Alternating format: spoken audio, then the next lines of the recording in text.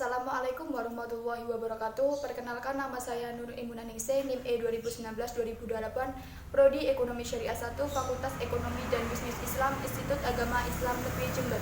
Di sini saya akan menambahkan sedikit atau mereview apa yang sudah disampaikan oleh Bapak Dr.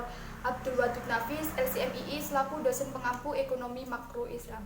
Kebijakan moneter adalah kebijakan pemerintah untuk memperbaiki keadaan perekonomian dengan mengatur jumlah uang yang beredar melalui bank sentral sesuai dengan prinsip Islam yang berlandaskan Al-Quran. Sejarah kebijakan moneter pada zaman Rasulullah SAW. Perekonomian Jazirah Arab ketika zaman Rasul merupakan ekonomi dagang, bukan ekonomi berbasis sumber daya alam. Pada masa itu, bila pemerintah uang meningkat, maka dinar dan dirham akan diimpor. Sebaliknya, bila permintaan uang turun, maka komoditaslah yang diimpor. Nilai emas maupun perak yang terkandung dalam koin dinar maupun dirham sama dengan nilai nominalnya, sehingga dapatlah dikatakan bahwa penawaran uang cukup elastis. Kebijakan moneter Rasulullah dengan demikian selalu terkait dengan sektor real.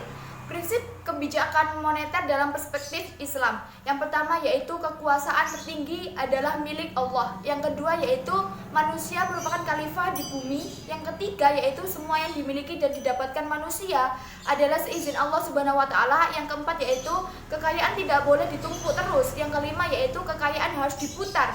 Yang keenam yaitu menghilangkan jurang antara individu dalam perekonomian. Instrumen kebijakan moneter dalam perspektif Islam. Yang pertama, target pertumbuhan dalam M dan MO. Setiap tahun bank sentral harus menentukan pertumbuhan peredaran yang diinginkan atau M sesuai dengan sasaran ekonomi nasional seperti laju pertumbuhan ekonomi yang memadai dan mata uang yang stabil.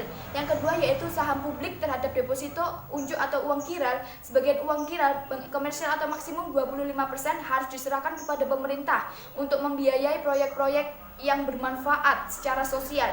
Yang ketiga yaitu cadangan wajib resmi. Bank-bank komersial diwajibkan menahan suatu proporsi tertentu, misalnya 10-20% dari deposito unjuk merah dan disimpan di bank sentral sebagai cadangan wajib.